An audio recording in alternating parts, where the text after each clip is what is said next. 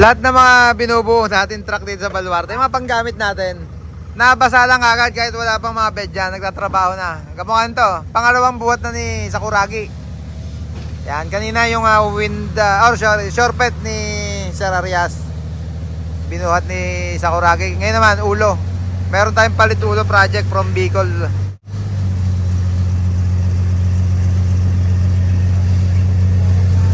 Sakuragi.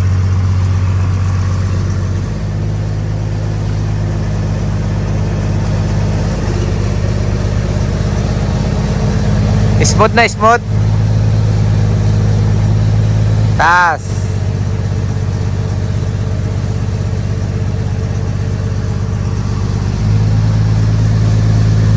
Delo, dito muna.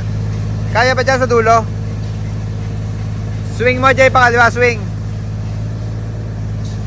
Yan.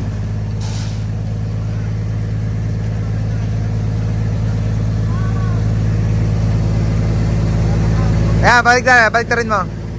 Para dalawa ulo. Atras sa bante.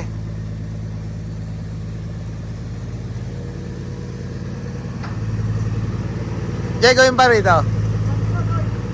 Bante mo, haba mo pa, haba. Extend mo yung arm.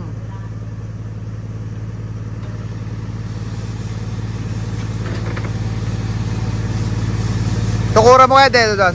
Nakatukod yung gulong, ha. Tukuran mo dito, Delo.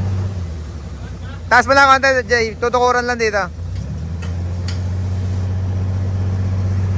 Up. Okay na, okay na.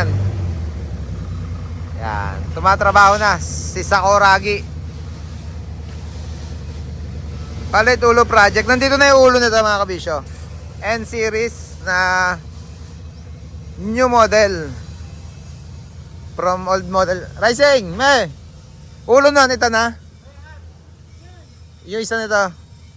Ito kasi kay Sir Randy Malaluan yung ikakabit dito.